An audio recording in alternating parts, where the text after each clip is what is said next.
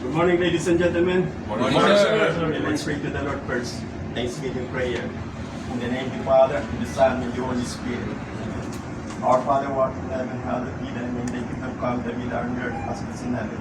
Give us this day our daily bread, and forgive us our sins, as we forgive those who trespass against us. And lead us not into temptation, but deliver us from evil. Hail Mary, full of grace, the Lord is with thee.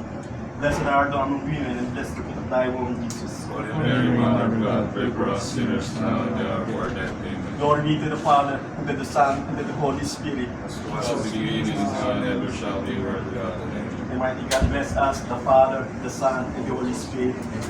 Amen. Okay, ladies and gentlemen, duties and responsibilities on board the ship. Master, Master, the overall command of the ship, is also responsible for the safe navigation of the vessel, the welfare and management of the crew, and also the cargo operations.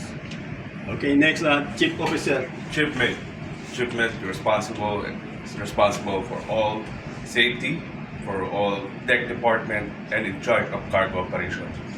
Okay, next, Second Officer. Second officer. Second officer is the one who is assigned for navigation.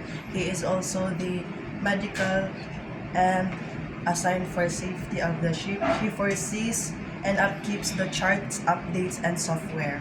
Okay, next, Third Officer. Third officer also in charge of the safe navigation, deputy of the safety officer, and also making sure that the all LSA and firefighting equipments are all in good conditions, and also secretary of the master. Okay, next, Boson. Boson is a vital link between officers and deck crew. He is also considered as petty officer. He is oversee maintenance on deck, and he distributes jobs to the deck crew. Okay, next, able-bodied seaman.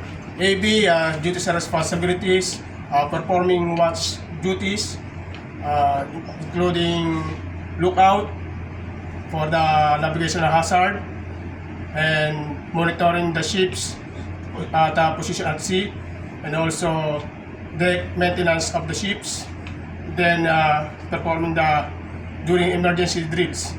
Okay, next, ordinary seaman. Ordinary seaman, follow order of the senior officer, performing maintenance on deck together with the ratings, and performing also watch on deck, watch on a bridge, and follow the captain's orders. Okay, next, pumpman. Pumpman, responsible for the maintaining of valves and pipelines on board for the safe liquid cargo transfer. Okay, next, Chief Cook. Ship cook, planning menus, preparing food inventories, and preparing meals for crew and officers. Okay, next, Deck cadet. Deck cadet. Assist as required. Help assist third officer for maintenance of LSA and FFP. Okay, very good. Good morning, ladies and gentlemen. Please subscribe my YouTube channel, Cap TV Timbo TV. Thank you and God bless. Subscribe. Subscribe and share. Subscribe.